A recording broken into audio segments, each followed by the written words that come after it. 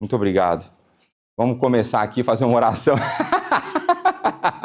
É só para gerar o constrangimento inicial e quebrar o gelo, né? Aí com a esposa pode. Aqui, lá em casa, não dá certo. Mas vamos orar então? Pai, muito obrigado por mais esse dia que o Senhor nos dá. Muito obrigado pela semana que iniciamos. Muito obrigado por esse dia separado de forma especial para a adoração coletiva ao Senhor. Para que nós, como teu povo, tenhamos o privilégio de prestar culto ao único Deus vivo e verdadeiro. Obrigado pelo momento que o Senhor nos dá também de escola bíblica, que o Senhor nos auxilie na compreensão desse assunto tão importante, que é o pacto que o Senhor fez com o seu povo.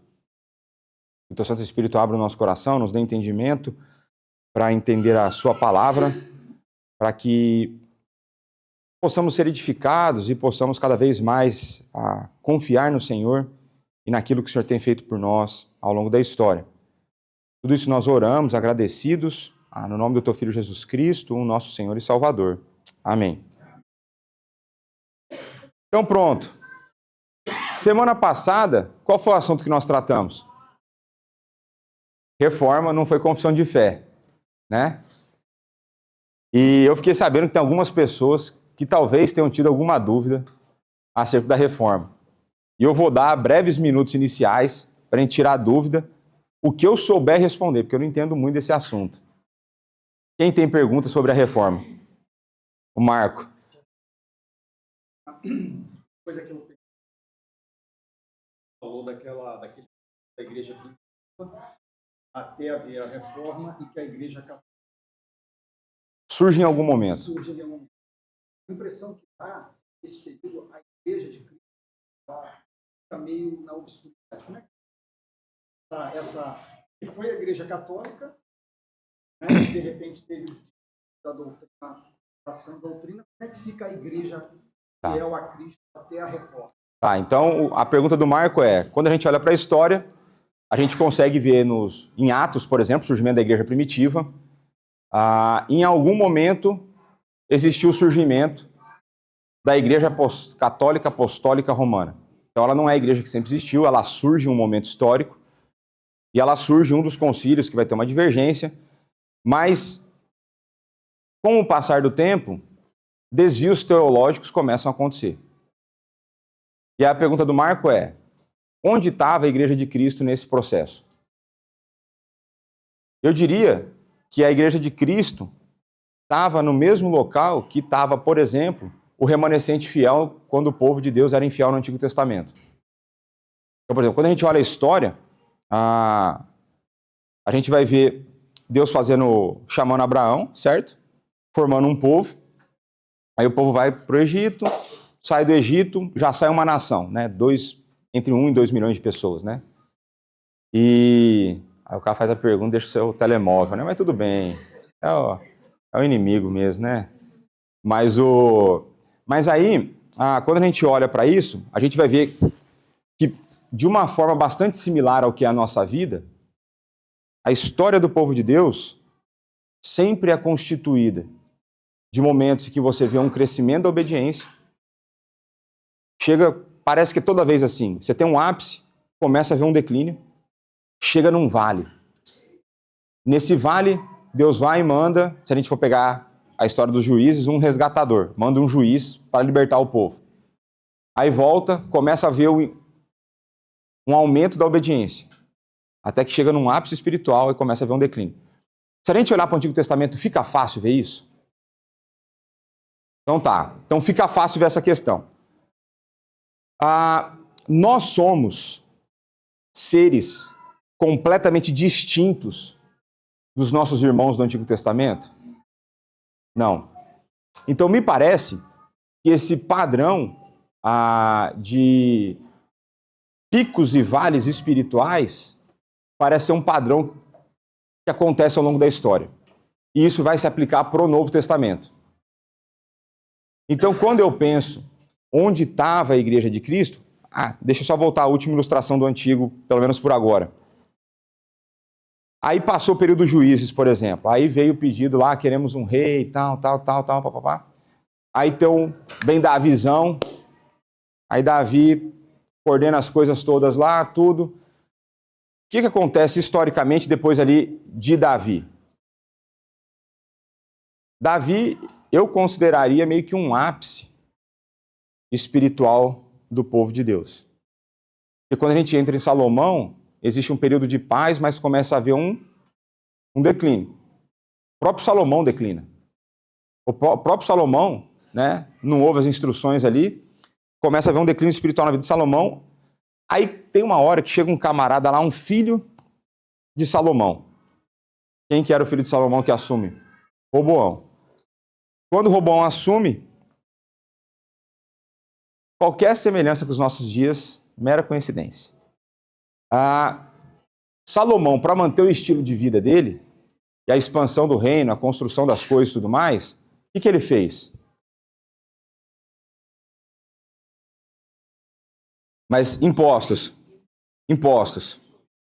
Por quê? Porque dinheiro. Pega qualquer dia, por curiosidade, e vai ler os banquetes que eram servidos diariamente. O quanto de comida precisava diariamente para sustentar o castelo, o palácio lá. Oi? O clã todo de Salomão. Meu amigo, eu queria ser convidado para aquele negócio aí. Era não sei quantos boi, não sei o quê. Tinha lá salada, mas tinha mais boi do que salada, né? O boi tinha comida salada, estava tudo já dentro, né? Mas aí, quando a gente olha para isso, você conversa... Aí entra Roboão. Aí ele, como ele é novo, ele tem todo rei tem os seus conselheiros. Aí ele chega para os conselheiros e fala assim, o povo está lamentando que a taxa do IRS lá está muito alta, as faixas. Entendeu? Está passando dos 50%, sei lá, né? Tô brincando, não sei qual que era a taxa, mas... E aí, o que eu devo fazer? Aí os conselheiros sábios disseram, diminui, alivia no imposto. Diminui na taxação. Só que aí Roboão fala assim, não, deixa eu trocar uma ideia com meus amigos. Aí chama os conselheiros jovens. E qualquer semelhança não é mera coincidência, né? E aí os jovens falam assim, não, mostra para os caras que se a mão do teu pai era pesada, a sua vai ser pior. Se os caras vierem reclamar, você vai entrar mais duro do que seu pai entraria. Mostra que você veio para ficar. Então a ideia de uma imposição de poder. E aí, autora. Então quando a gente começa a ver o declínio, e o povo de Deus declinando. Aí surge os nossos amigos, irmãos, profetas, os de verdade. E esses profetas começam a profetizar o quê? Arrependimento.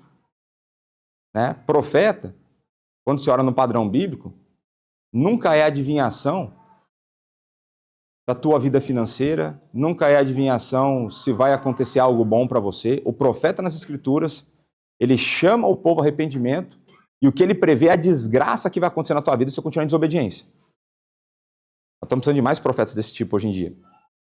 E aí, os profetas prometem...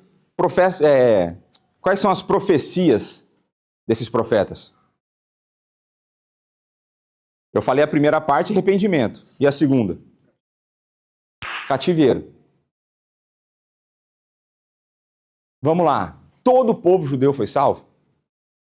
Não. A gente sabe que não. Porque a Bíblia vai referenciar quem foi salvo como o quê? Tem um termo que normalmente usa dentro do povo no cativeiro. Remanescente fiel. Remanescente fiel. Então, quem sofre a punição pelo declínio espiritual da nação? Todo mundo.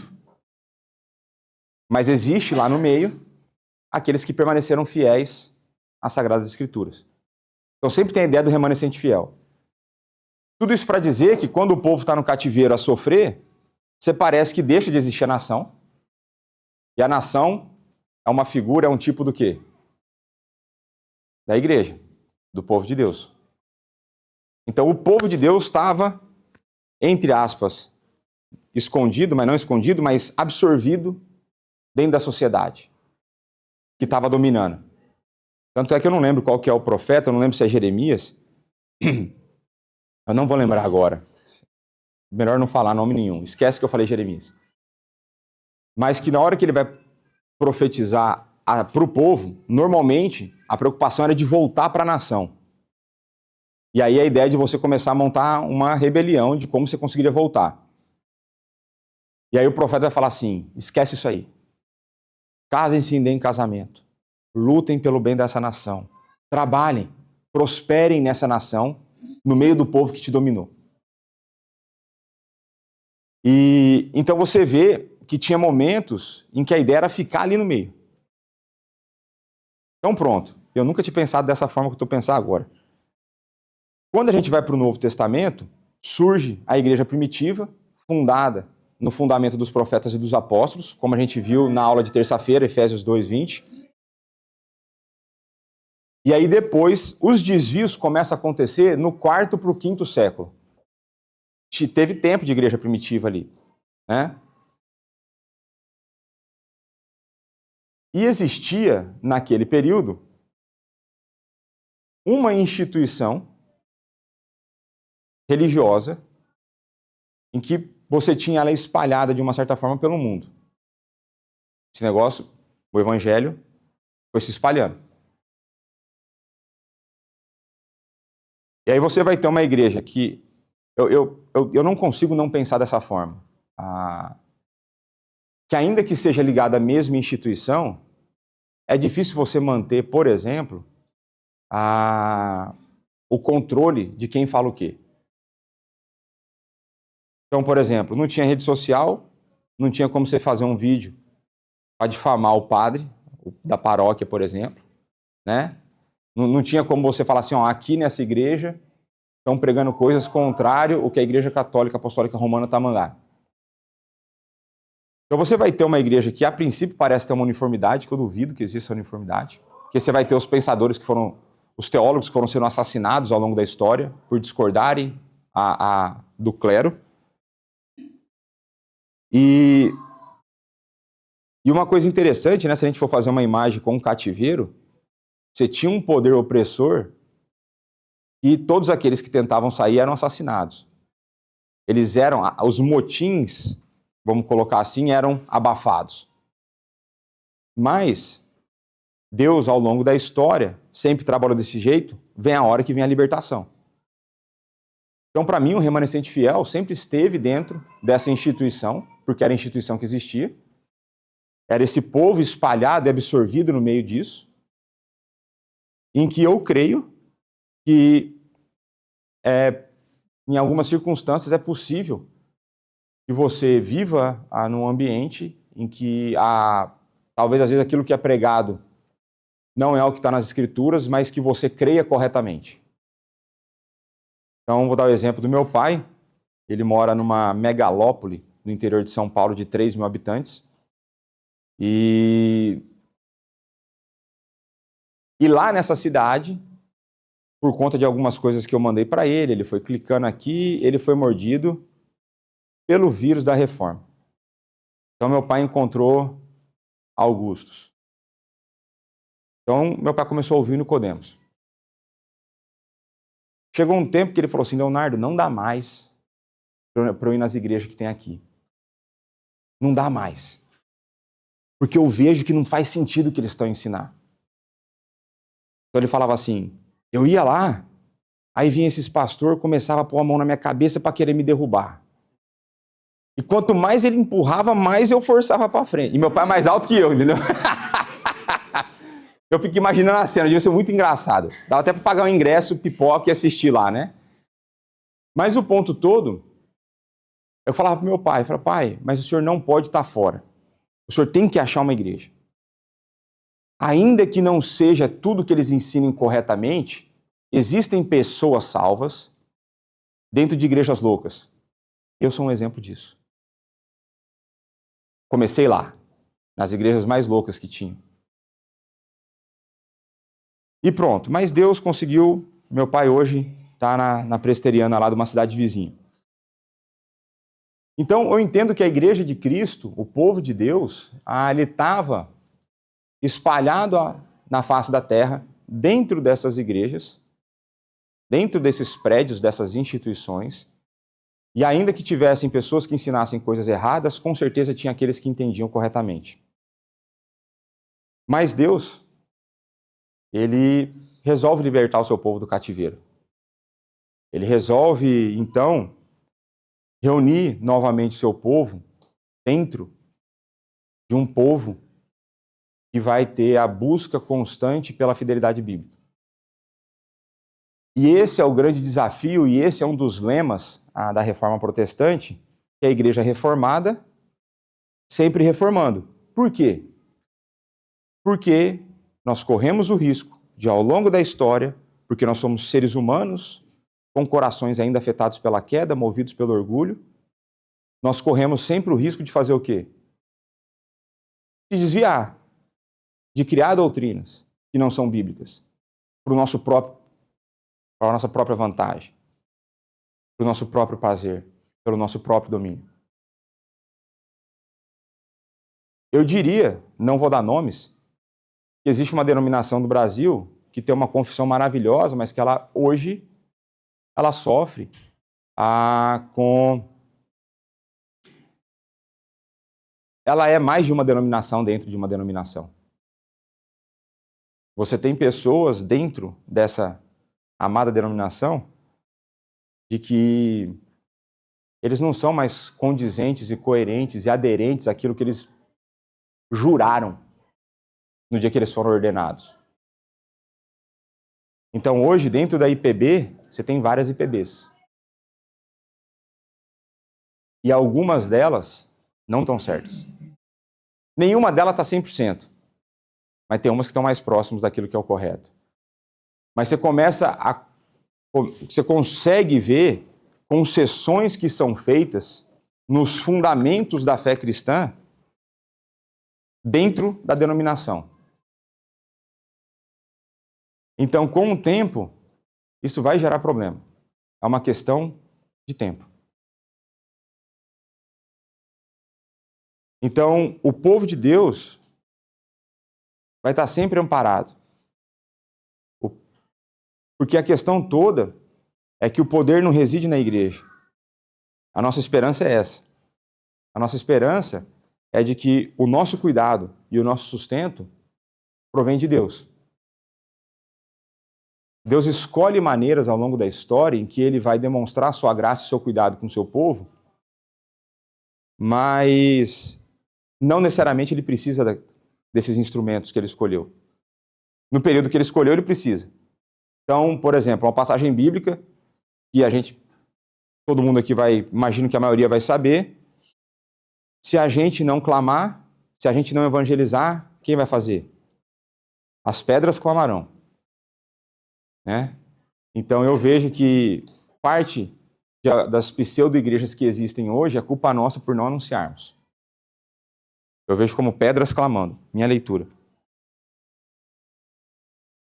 Então, Deus ele age da forma que ele quer, de acordo com o seu caráter. E se a gente vai ver isso na pregação hoje de uma outra forma, né? Mas se nós não nos humilharmos debaixo da poderosa mão de Deus e da sua palavra que nos instrui, o nosso destino é o fracasso. Não a questão de perder a salvação, mas o fracasso como pessoas que foram escolhidas por Deus e a elas confiadas a administração e o cuidado do povo de Deus. Então, aí voltando na pregação da semana passada, recai sobre nós, o conselho aqui nas Pedras Vivas, o estar sempre reformando. Para que a gente não se torne uma igreja que se desviou da verdade e que a gente tenha pessoas salvas, mas elas são aquelas que destoam do corpo médio que a gente está aqui. Então o povo de Deus esteve sempre presente, espalhado pela face da terra, porque ele cuida do seu povo, independente se existem tiranos, enganadores, usurpadores da palavra, cuidando ou oprimindo eles. Faz sentido? Bom. Mais alguma pergunta sobre a reforma?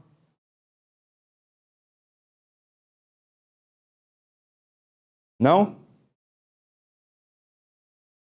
Então tá bom. Foi uma pergunta só, mas também foi longa, né? Então vamos lá. Se na semana passada a gente falou da reforma, o que a gente falou na semana retrasada? Aí o outro aqui, confissão. Porque teve um momento que não falou de confissão, né? Vamos ver o Dario. Não, teve mais, né? Mas, além da confissão, que assunto da confissão a gente está a tratar?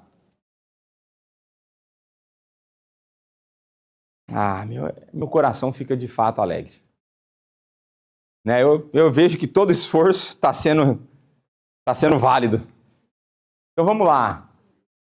E agora? O que nós estamos falando? Do pacto de Deus com o homem. Né? Então nós temos um Deus que cuida do seu povo e ele faz um pacto com o seu povo. Então, como vocês não lembravam nem qual era o assunto, adivinha o que eu já coloquei aqui? Eu sou profeta, né? Eu vejo o futuro, né? Eu sabia que vocês não saberiam, vocês não lembrariam, então coloquei aqui o slide de revisão. E o primeiro parágrafo desse capítulo, ele vai dizer então que tão grande é a distância entre Deus e a criatura, que embora as criaturas racionais lhe devam obediência como seu Criador, nunca poderiam fruir nada dele como bem-aventurança e recompensa, senão por alguma voluntária condescendência da parte de Deus, a qual foi ele servido expressar por meio de um pacto. Então, 2 semanas atrás, foi na primeira aula, a gente viu esse ponto aqui. E nesse ponto, qual foi a palavra que eu destaquei? Ou palavras que foram destacadas? Qual que foram? Voluntária condescendência. Eu gosto disso, o pessoal participando, lembrando. Voluntária condescendência. E aqui, eu tentei colocar para vocês e destacar para vocês que existe então um Deus criador e que existem então as suas criaturas. Então existe uma diferença qualitativa. Existem seres diferentes. Um infinito que não foi criado e um finito que foi criado. E que nós, de maneira análoga, né, por sermos criados à imagem de Deus, de maneira análoga nós recebemos de Deus características que refletem a pessoa de Deus. Não de maneira idêntica, mas de maneira parecida. Mas com a entrada do pecado no mundo, através de Adão, essa aí vocês estão, né? Através de Adão, nós vimos que foi criado um abismo intransponível entre Deus e os homens. Esse abismo ele é intransponível porque Deus ele é santo. Deus é santo. E ele é santo de tal forma de que não existe nele qualquer possibilidade de pecado e não existe nele qualquer mancha, qualquer possibilidade de sombra, nada de pecado. De tal forma que ele não aceita o pecado. E que o pecado merece ser punido da maneira como ele estabeleceu.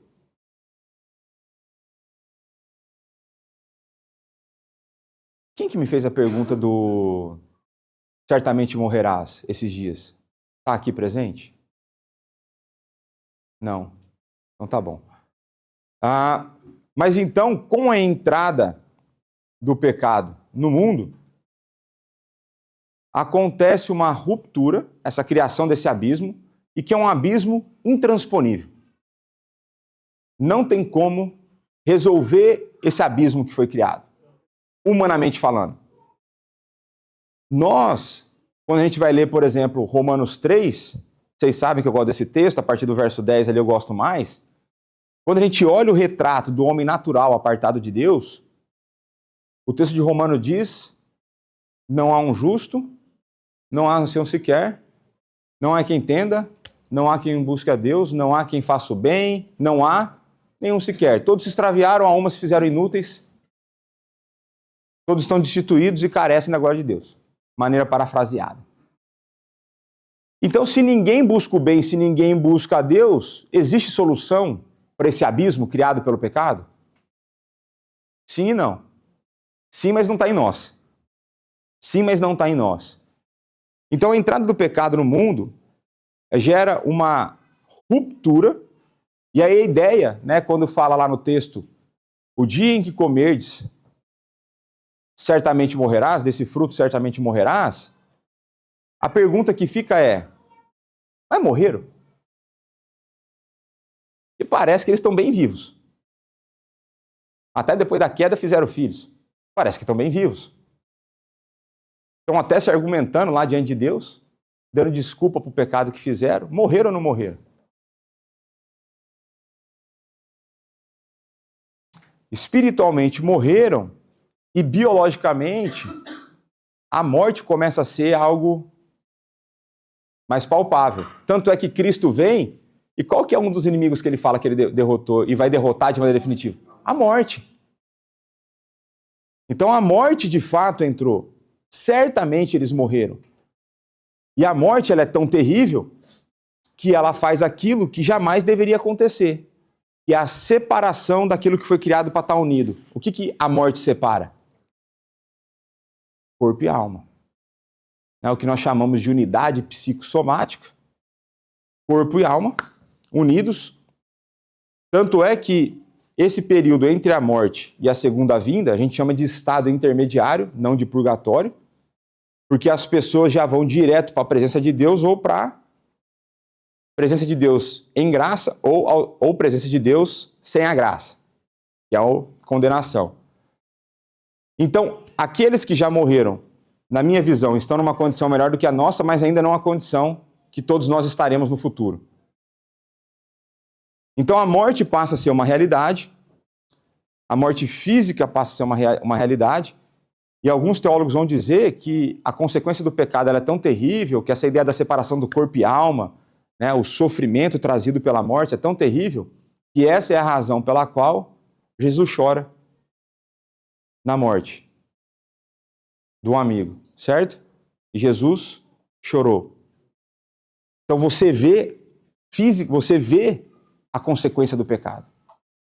Então existe uma tristeza relacionada à morte, que normalmente não é essa que as pessoas têm, mas que é por nós ainda termos de maneira tão clara, tão evidente, as consequências do pecado na nossa vida.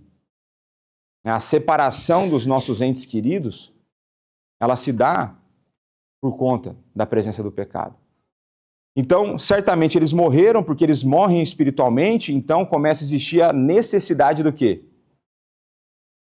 De salvação. Antes da queda, não havia necessidade de salvação. Não tinha do que Adão e Eva serem salvos.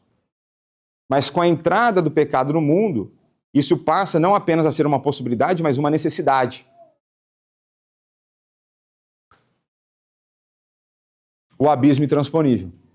Por isso, e nós vimos aqui uma coisa muito importante, que Deus ele é um Deus que ele é completo em si. E se ele é completo em si, ele não precisa das criaturas, ele não precisaria criar um mundo para que ele existisse e fosse mais satisfeito. Ele é plenamente satisfeito nele mesmo. Então Deus não tem a obrigação de estabelecer um relacionamento conosco. E isso vai nos apontar para uma fé que não barganha, porque não tem como barganhar com quem não precisa de você. Tanto é que tem um texto de Atos que vai falar que Deus não é servido por mãos humanas, como se precisasse de alguma coisa.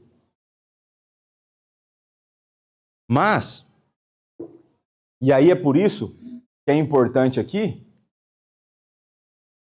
destacar isso, que a gente nunca poderia fruir, usufruir, aproveitar nada dele como bem-aventurança e recompensa, senão por alguma voluntária condescendência da parte de Deus. Ou seja, se não fosse Deus que voluntariamente resolvesse no seu ser vir até nós, a gente nunca poderia aproveitá-lo.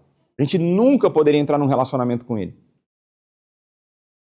Isso mostra, por exemplo, para mim, a graça de Deus. O amor que ele tem pelos seus eleitos. Então Deus ele vem voluntariamente ao nosso encontro. E ele vem ao nosso encontro não num certo sentido. Deixa eu refrasear isso aqui para não ficar heresia. Ele vem ao nosso encontro de uma maneira em que nós conseguimos e podemos compreendê-lo. Não de maneira exaustiva, não totalmente, mas nós podemos compreendê-lo. Então Deus ele vem em nossa direção e se revela para nós, ele condescende até nós. E aí vocês lembram o exemplo que eu dei de Calvino sobre a palavra de Deus, não? Falando da condescendência, não?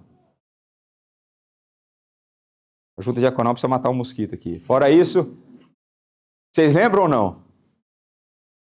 Não? Então tá bom. Então eu estou começando a gostar porque acho que eu vou dar todas essas aulas no primeiro semestre do ano que vem de novo. Aí eu não preciso montar material novo. Mas é a ideia de que Deus ele se revela conosco de uma maneira que nós possamos compreender. E Calvino vai falar então que a maneira como a palavra de Deus é escrita e entregue para nós é como se fosse um pai balbuciando com uma criança de uma forma que ela possa compreender a realidade. Então, por exemplo, você pega um pai falando com um filho, não parece um ser humano normal, né? O pai parece meio tonto às vezes, porque ele vai falar com uma voz, vai tentar dar uns exemplos, né? E nem estou falando dos pais da educação positiva, que daí é outra história. Mas quando a gente pensa a maneira como você tenta transmitir o conhecimento para a criança, que é o desafio que a Luad e o Isaac fazem todo domingo, é de falar numa linguagem que elas possam começar a compreender, a agarrar conceitos importantes de uma maneira mais básica. E é isso que Deus faz conosco através das Escrituras. Aí você quer ser humilhado do tão incapaz que nós somos? Vai ler Ezequiel. Vai ler Apocalipse. Então assim, se esse é a maneira como Deus balbuciou conosco, se essa é a forma como Ele vê o meu encontro de uma maneira que eu posso compreendê-lo, nós vamos ter trabalho por resto da eternidade mesmo. Né? E não estou a dizer que Deus não nos dá condições de compreender, e não estou falando que não tenham coisas que sejam mais fáceis de compreender. Aí tem passagem que é fácil. Tem passagem que você lê lá, eu entendo, tá lá, tranquilo. Então, Deus ele vem em nossa direção e estabelece um pacto com o seu povo. Né? Ele vai estabelecer um pacto lá com Adão. Tranquilo? Primeira parte da revisão? Tá bom. Então, segunda parte da revisão. O primeiro pacto feito com o homem era um pacto de obras. Nesse pacto foi a vida prometida a Adão e nele a sua posteridade, sob qual condição? De perfeita. Qualificadores são importantes. Então, quem estava aqui quando o Dario deu aula, o pastor Dario deu aula aqui? Vocês lembram uma das coisas que ele falou que você, vou deixar aí para o pastor resolver isso depois? Vocês lembram ou não? Não, porque vocês lembraram eu vou ficar bravo, porque faz mais tempo que ele veio e tem 2 semanas que eu vim aqui e falei disso, vocês não lembram. Mas ele é um dos defensores, né? Ele ensina do jeito que está na confissão, mas ele entende que até o primeiro pacto foi pacto de graça. Ele entende que só existe um pacto de graça. E a questão toda dessa discussão, uma discussão longa, mas a questão toda, para mim, é resolvida se nós definirmos o termo graça. Existiu algum momento em que Deus não foi gracioso? Então, em última instância, você pode falar que aquele pacto é um pacto de graça. Agora, quando a confissão referencia pacto de obras e pacto de graça, ele está a falar de qualquer tipo de graça? Porque, por exemplo, o descrente recebe graça de Deus? Recebe. Qual que é o nome disso na teologia? Graça comum. Então, o descrente recebe graça. Agora, o descrente recebendo graça, ele é salvo? A graça comum, ele é salvo? Não. Então, você pode ter qualificadores que distinguem diferentes tipos de graça. A gente pode fazer isso da mesma forma com o amor. Né? Então, você tem... Deus ama o descrente? Sim e não. Essa é uma discussão para outro dia. Só vou deixar a pulga atrás da orelha. Sim e não. Ele ama como criatura, não ama como filho. Então, entendeu? Aí, ele ama e não ama, porque o cara vai ser condenado, né? Mas aí é uma só pulguinha atrás da orelha para qualquer dia a gente resolve essa aí. E agora, então, se a gente for pensar em termos de graça, o primeiro pacto, quem tem que atuar?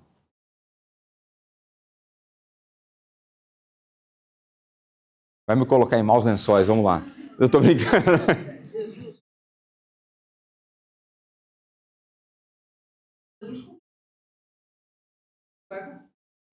Jesus continua. Ele ama. Você acha que ele não sente no coração dele quando um se perde? Ele gostaria que todos fossem. Aí a gente vai entrar na discussão longa essa. Porque é o seguinte. Porque é o seguinte, quando a gente olha, por exemplo, em Romanos 5, aqueles que não estão numa relação de submissão a Deus são inimigos de Deus.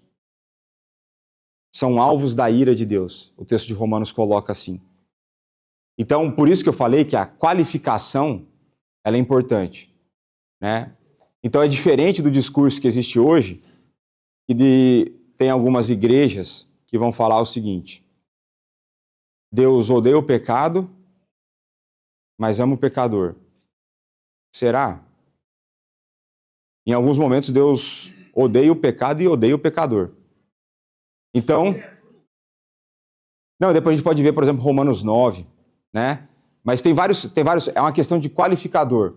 E tem um livro do Carson, ele faz uma análise da palavra amor, é um livro só disso.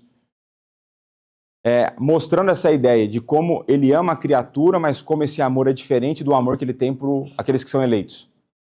Então, se a gente qualificar a palavra amor, porque normalmente não é o que é feito nas igrejas. Isso, mas se você... Isso. De amor. Isso, porque daí a pessoa vai começar a olhar com essa ideia de que Deus odeia o pecado, mas é um pecador, como uma licença para você fazer qualquer coisa. Isso. Então existem qualificadores, né? É só para mostrar, por exemplo, que com a palavra amor a gente consegue essa discussão, a gente consegue essa com a palavra graça. Mas quando a gente olha o primeiro pacto, quem operava para fazer acontecer aquele pacto? Quem tinha que cumprir o pacto? Adão. Então, nesse sentido, ele é um pacto de obras. Agora, quando a gente olha para o pacto da graça, quem tem que obedecer para que a gente seja salvo? Então, num primeiro momento, deveria ser nós, a gente não consegue, a gente é condenado. Certo? Então, quando a gente olha para isso, nós somos salvos por obras ou pela graça? Pelas obras e pela graça. Pelas obras de Cristo e pela graça de Deus. As obras não ficaram eliminadas. Elas só precisaram ser cumpridas por outra pessoa. Porque você e eu não conseguiríamos. Então a salvação não deixa de ser pelas obras, mas as obras de Cristo. É a pegadinha do malandro lá, né? Só para gerar descontração no dia de hoje.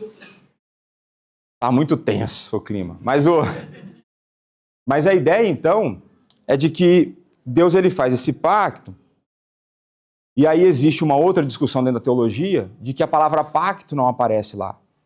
E como você define pacto, se pacto não está lá em Gênesis? E aí, eu dei o exemplo de que, às vezes, na vida, por exemplo, o exemplo que o Van Dixhoorn dá no livro, ele descreve uma família tomando um pequeno almoço. Aí o pai chama e fala assim, vamos tomar pequeno almoço? Aí você consegue saber que aquilo é um pequeno almoço. Agora, se você tiver os mesmos elementos, no mesmo horário, com as mesmas condições, ele precisa te avisar que é um pequeno almoço para você saber que é um pequeno almoço? Não, porque as condições estão lá, os elementos estão lá. E os elementos de um pacto estão presentes quando Deus faz o pacto de obras com Adão. Mas mais do que isso, o nosso amigo Oséias, ele vai falar que Adão quebrou o pacto. Osés é inspirado ou não é inspirado? Então ele usa a palavra pacto. Era tranquilo que existia essa consciência. Então a questão toda, quando a gente fala de pacto das obras e pacto da graça, quando a gente fala em pacto da graça, a gente está pensando no aspecto salvífico da graça. Não do favor imerecido de Deus para outras áreas da vida. Então você tem um primeiro pacto estabelecido com Adão, que ele não cumpriu, né? O famoso sorriso amarelo meu aqui no rosto agora, você já sabe o meu sentimento por Adão, né? E nesse pacto foi então prometida a vida à sua posteridade. E a gente viu que essa vida prometida, ela estava implícita na condenação por conta da obediência. A promessa de vida não é explícita. Não sei se já perceberam isso no texto. Deus não fala, se você obedecer, você vai viver. Ele fala, se você desobedecer, você morre. Se eu preciso prometer a morte, qual que é o que está implícito? A vida. E a vida se manifesta, então, através do que ali no jardim? Da árvore da vida. Porque o do bem e do mal era da morte, né? A árvore da vida. E aí tem um monte de discussão sobre isso, né? A maneira como a árvore da vida apresenta um sacramento para Adão, em que ele não participa. Né? Porque uma vez que ele cai, Deus faz o que depois que ele cai?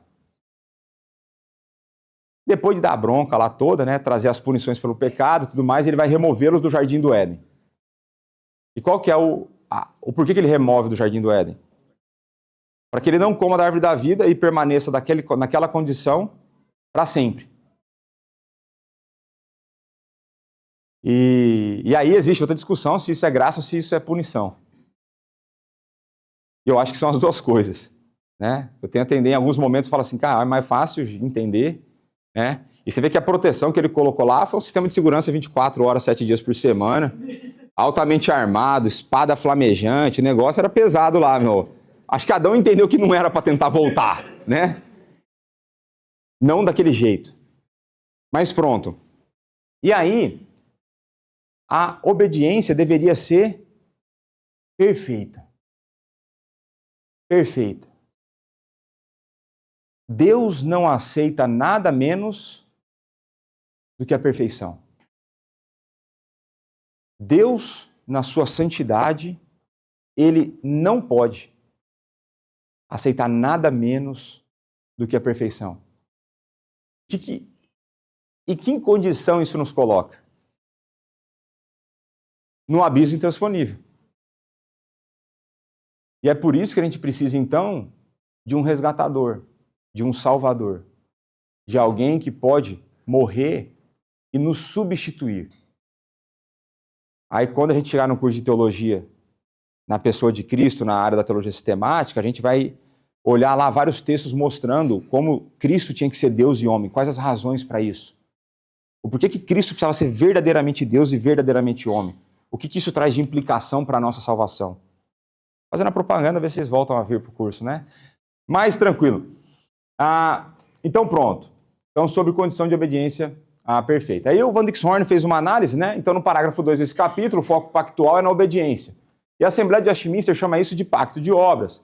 Aqui a Assembleia se concentra no princípio pactual das obras. A ideia é que a lei de Deus exige obediência pessoal e perfeita.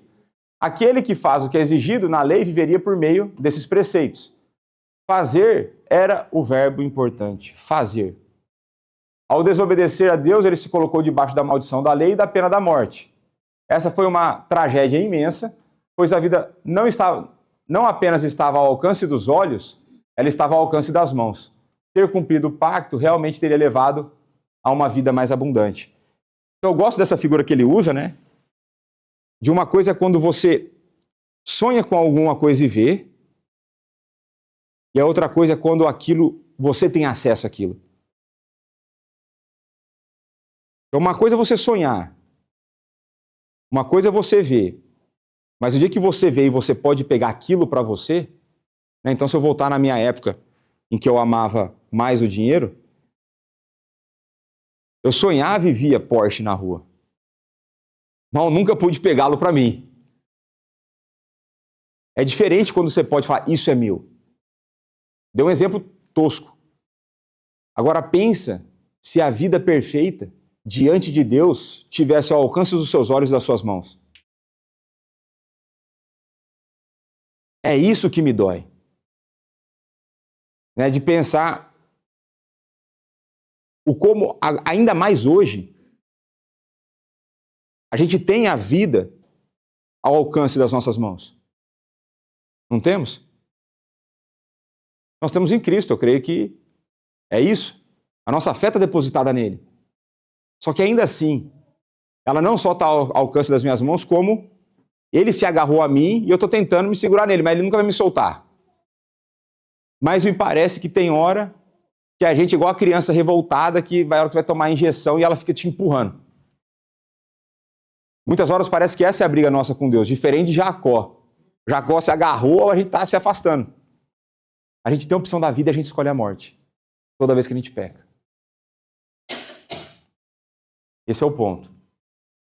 Mas vamos avançar agora para o nosso amigo. E agora aperte os cintos que vai entrar nosso amigo Gerhardus Voss na jogada. E se Gerhardus Voss entrou na jogada, as frases vão ficar difíceis. Tá certo? Então olha o que o Gerhardus Voss vai falar sobre o pacto das obras. A revelação dos princípios do processo probatório, pacto das obras. Probatório de provação. Por meio do qual o homem seria elevado a um estado de religião e bondade mais alto. Então, o que o Voss está a falar aqui? De que o estado de provação, ou seja, o pacto das obras, havia uma promessa de uma religião mais elevada, de uma condição de vida melhor. Ou seja, se Adão obedecesse, a vida seria dada.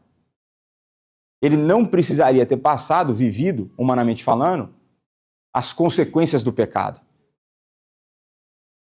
Então esse é o ponto do estado da aprovação, o pacto das obras.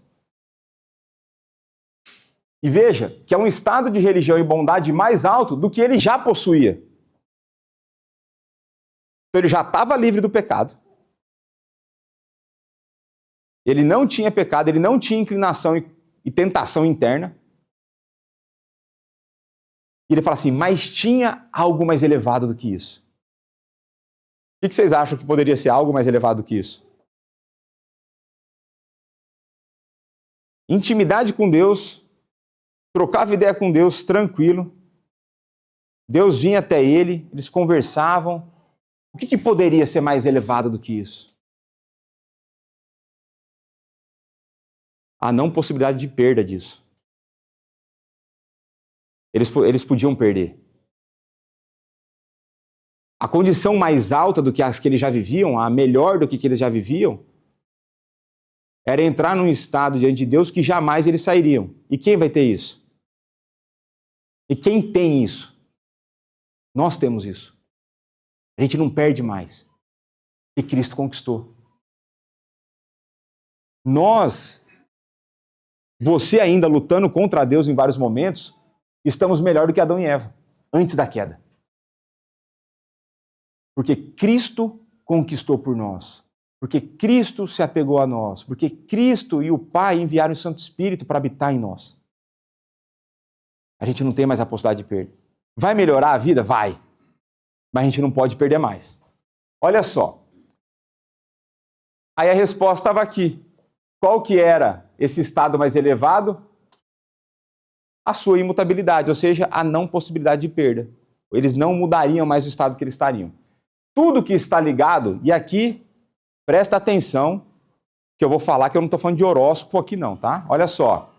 Tudo que está ligado a essa revelação é extremamente primitivo. Primitivo não é de homem das cavernas, não, porque também não existiu desse jeito aí, é outra história.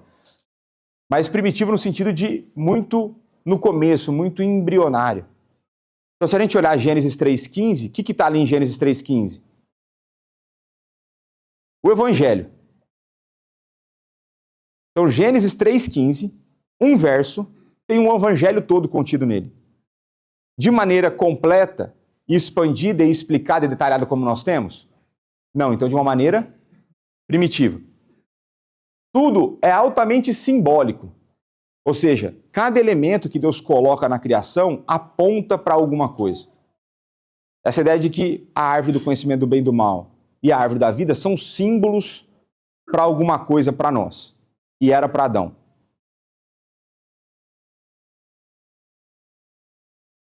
Ou seja, não era expresso não tanto em palavras, mas em signos. É aqui que eu falei que não é horóscopo. Signos são símbolos, tá? Esses signos, esses símbolos, compartilham do caráter geral do simbolismo bíblico no fato de que, além de serem meios de instrução, eles também são prefigurações típicas, ou seja, eles apontam para alguma coisa no futuro, comunicando segurança concernente à consumação das coisas futuras simbolizadas. Então Deus, quando Ele voluntariamente condescende até nós, Ele vai se comunicar conosco em padrões que nós poderemos compreender. Então Deus, Ele não muda a maneira e o padrão que Ele comunica, Ele aumenta o nível de detalhe. Então, por exemplo, qual era o símbolo da consequência do pecado no Antigo Testamento? Morte. Como? Como que o povo judeu via isso? Nos sacrifícios, no sistema sacrificial. O sistema sacrificial salvava as pessoas? Não, era um símbolo para quê? O Cordeiro verdadeiro, para aquele que de fato salvaria. Então essa ideia de símbolo aponta para algo, não era a fé no símbolo, mas era a fé naquele que cumpriria o símbolo. Essa é a ideia. Da mesma forma vai ser a árvore da vida, vai ser o conhecimento do bem e do mal, vai ser essas coisas.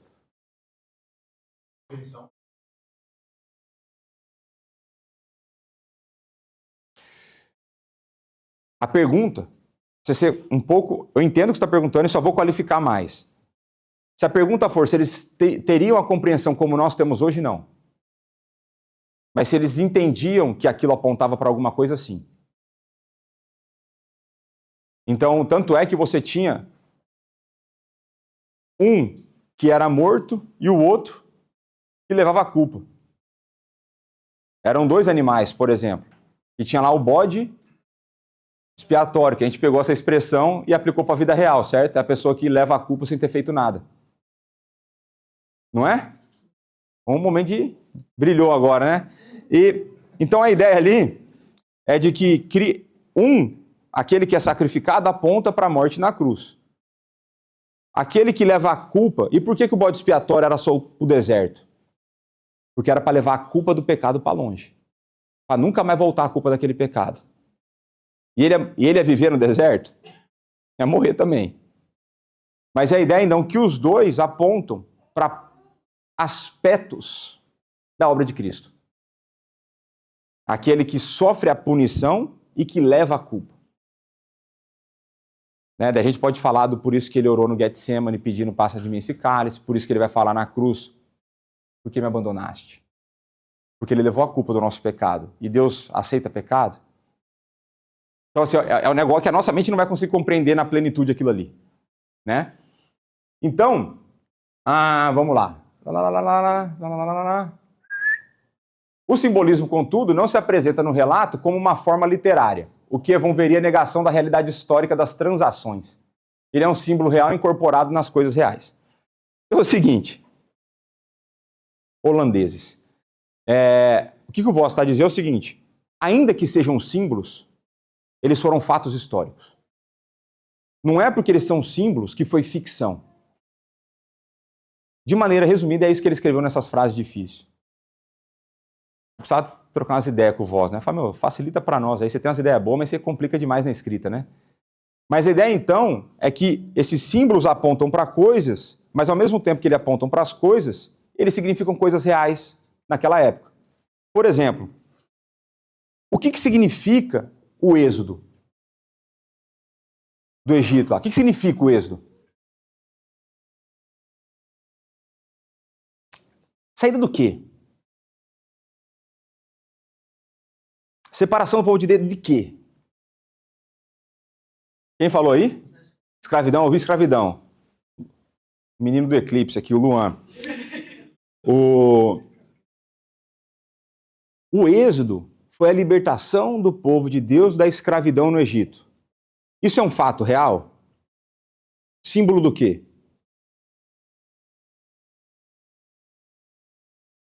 Ele é o símbolo daquilo que Cristo faria por nós, que é nos libertar da escravidão do pecado.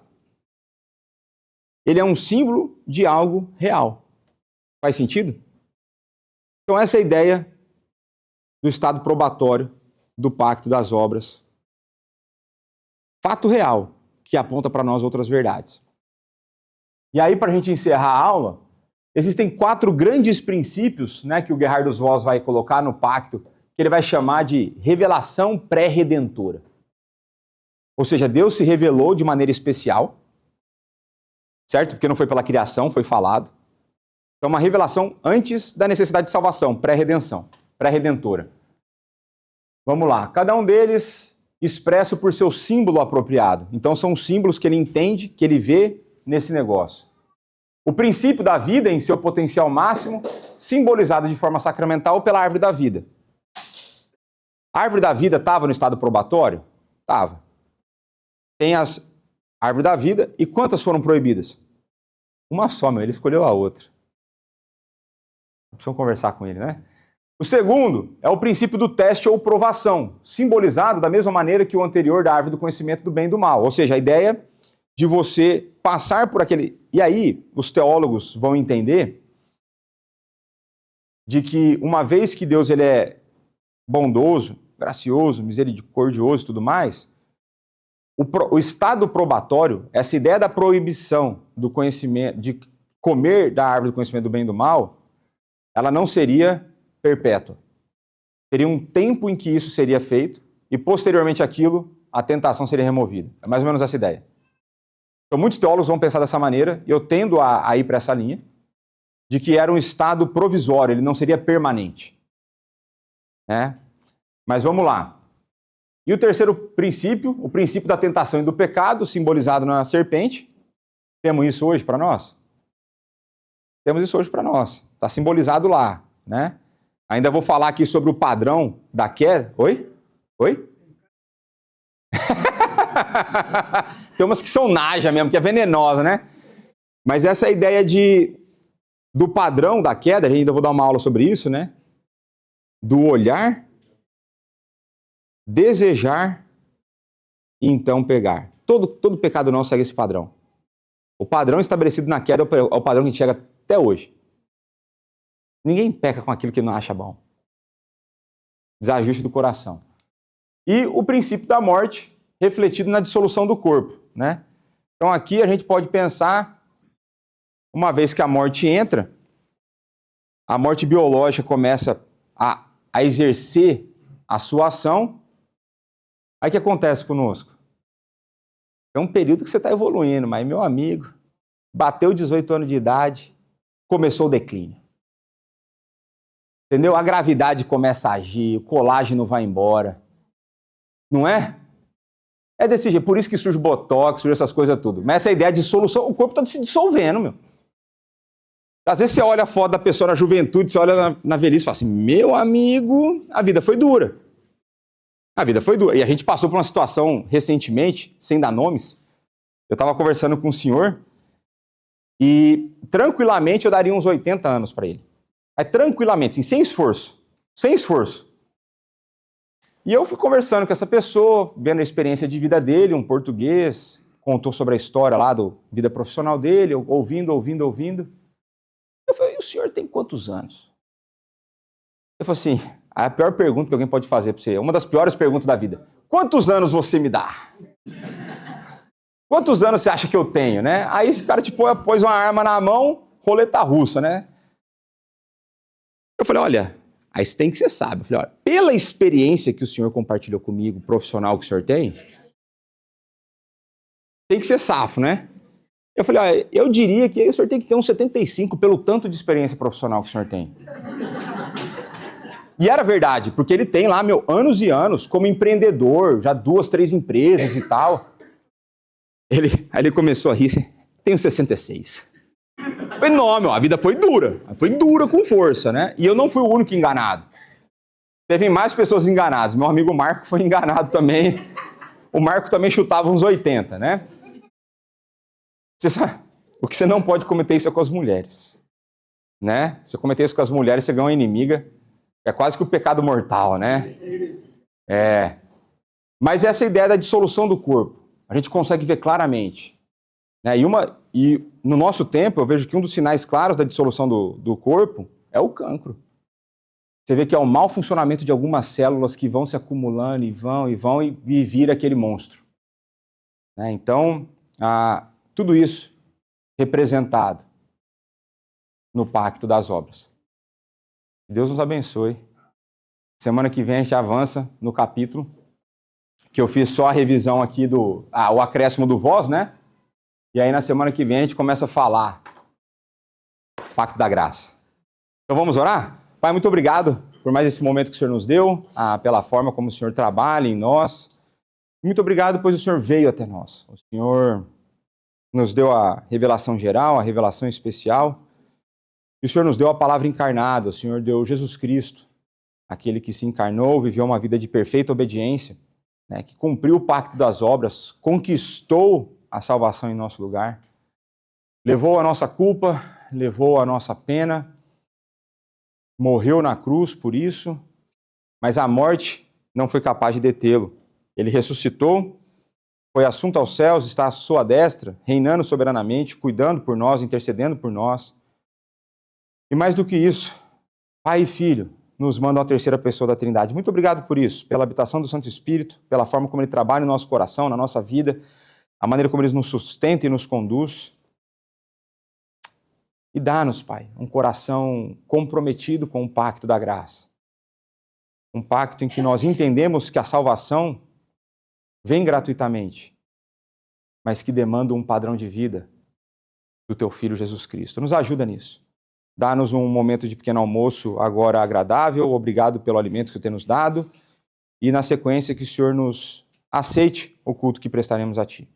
Tudo isso nós agradecemos e oramos no nome do Teu Filho Jesus Cristo, nosso Senhor e Salvador. Amém. Bora, pequeno almoço.